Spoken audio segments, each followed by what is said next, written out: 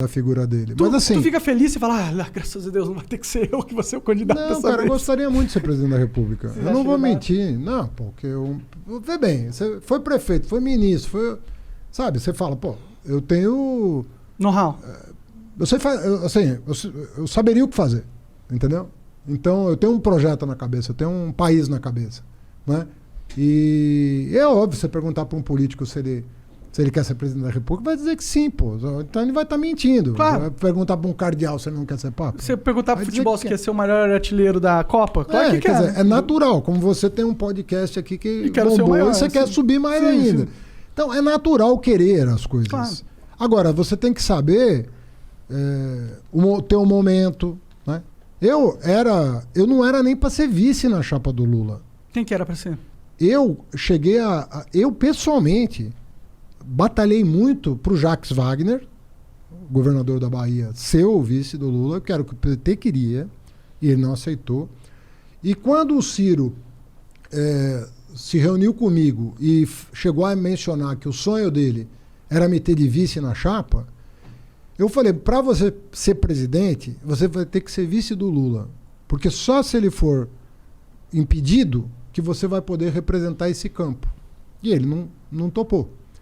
Então aquilo foi uma conjuntura muito específica. É obviamente que, como deu certo, num certo sentido, eu não ganhei a eleição, mas eu fui pro segundo turno com 13 candidatos.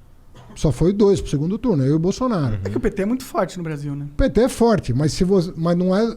Sim, modéstia à parte, não é só o PT, porque se você botar um candidato... O PT teve 1 milhão de candidatos a prefeito, a governador e tal. Eu acho que deu um pouco certo, deu uma liga boa, né? Tanto é que foi uma campanha bonita, sobretudo no segundo turno. Eu me emocionei muitas vezes, pela liga, né, que acabou dando. Então é natural, pô. Se o Lula não pudesse ser, eu falei, não, eu acho que o Lula tem que ser, porque eu conheço os processos que foram anulados, e aquilo lá é ridículo. Os processos são ridículos? Ridículo. Os de Curitiba, ridículos. Mas e aquela parada de esses processos terem sido anulados em base de provas ilegais? Não foram. Porque o hack não é uma prova ilegal? É. Então, não foram anulados baseados nessas provas? Não. Não? Não. Mas você poderia usar essas provas ilegais. Você não pode usar uma prova ilegal para condenar alguém. A lei te impede. Uma prova ilícita... Mas isso no mundo inteiro? Ou é só no Brasil? Estou falando do Brasil. Entendi. Tanto é que a Operação Lava Jato queria que provas ilegais pudessem ser usadas. Queria? Queria. Não faz sentido pra mim. Eu acho que provas ilegais são provas ilegais. Se você dá um incentivo para que provas ilegais possam ser usadas, você incentiva o crime, né? Exatamente. Então, o Dallagnol, por exemplo, que era o chefe da Força Tarefa, chegou a fazer um projeto de lei, aquelas 10 medidas. Uma delas era que provas ilegais pudessem ser usadas para condenar. E isso não passou no Congresso. Porque o Congresso entende que provas ilegais até podem ser usadas judicialmente, mas em benefício do réu. Ou seja, se você obteve uma prova ilegal, mas está comprovado que aquilo tem veracidade e aquilo inocenta alguém, não faz sentido condenar. Se inocenta. Mas isso é uma interpretação esse lance de poder usar para defender é uma interpretação do juiz. Made in Brasil, né? Juiz. Porque no mundo inteiro não é assim que se entende. Ou é? Uma prova pode ser usada para absolver, mesmo que... Uma prova ilegal pode ser usada... Lá nos Estados Unidos, se tiver uma prova ilegal, os caras podem usar para absolver? Eu não vou dizer de um país específico que eu não sei, mas eu sei que em vários lugares pode. Entendi. Para absolver pode. Entendi. E em vários lugares para condenar também. Em alguns países para condenar também. Sim. Mas sabe o que me parece? E desculpa, eu sei que você é do PT, o caralho, mas me parece que o STF meio que fez um jogo todo pra conseguir realmente inocentar o Lula pra ele poder virar uma carta nesse novo jogo político. Vamos fazer uma conta, então. Tá. Aceito a provocação. Quem deu o voto decisivo pro Lula recuperar os direitos dele? Foi o cara que o Bolsonaro colocou, não foi? Não. Quem? O cara que o Bolsonaro colocou votou contra o Lula. Ah, é? É. Pô, que bom, né? Se eu sou o Bolsonaro, eu tô pensando que bom.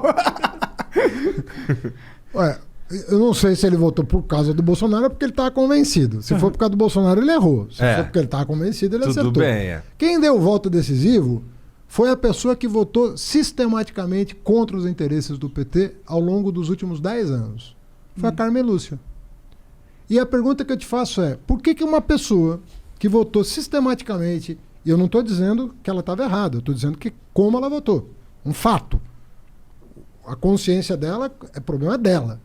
Ela deve ter votado de acordo com a consciência dela. Uhum. Até prova em contrário, ela votou de acordo com a consciência dela. Por que essa pessoa que votou com a consciência dela contra o PT o tempo todo deu o voto decisivo para o Lula recuperar os direitos políticos? Porque era escancarada a maneira como o Moro se comportou em relação ao Lula. Você não pode grampear o advogado do réu. Você não pode induzir uma testemunha. Você não pode pedir para trocar o procurador porque o procurador não está tendo um bom desempenho. Você não pode fazer isso. Você não pode divulgar uma delação premiada que nem o Ministério Público aceitou, faltando 6 dias para a eleição. Você não pode fazer isso como juiz. Porque se for o teu time de futebol que estiver em campo, você não vai aceitar um juiz se comportar assim. Por que com o Lula você vai aceitar? Não, com certeza. Esse é o lance. Não, eu até nem disputo essa parada, sabe? Mas é que a gente vive no Brasilzão, né? E o Brasilzão é o país das exceções, a gente tá ligado? eu concordo com você que a gente fica muito inseguro no Brasil, assim. Afinal de contas, o que está por trás? A gente fica inseguro no Brasil porque, assim, o que a gente queria? A gente quer uma justiça que diga o seguinte: errou, vai pagar. Não errou, vou inocentar. Mas não é o que a gente tem. A gente tem um crime compensa máximo aqui no Não é Brasil. o que parece ter. A verdade é que você fica... O Brasil de hoje... Eu falo como cidadão aqui, não estou querendo ofender nem juiz, nem ministro, nada disso. Mas o que eu sinto da parte da sociedade, e é um sentimento que eu tenho também, portanto eu comungo desse mesmo sentimento, é o seguinte: a gente não tem a segurança de que os poderes estão cumprindo seus deveres na forma da lei. E isso gera uma instabilidade muito grande e uma insegurança muito grande. Por exemplo, você é de esquerda e quer fazer política. Pô, eu sou um cara de esquerda. Eu não sou político. Eu fui. Por que eu digo que eu não sou político? Eu sou político no sentido tradicional. Assim, eu vivo a política. Eu sou um cidadão. Eu exerço a minha cidadania. Nesse sentido, eu sou um político. Todo cara que exerce a sua cidadania ativamente está fazendo política.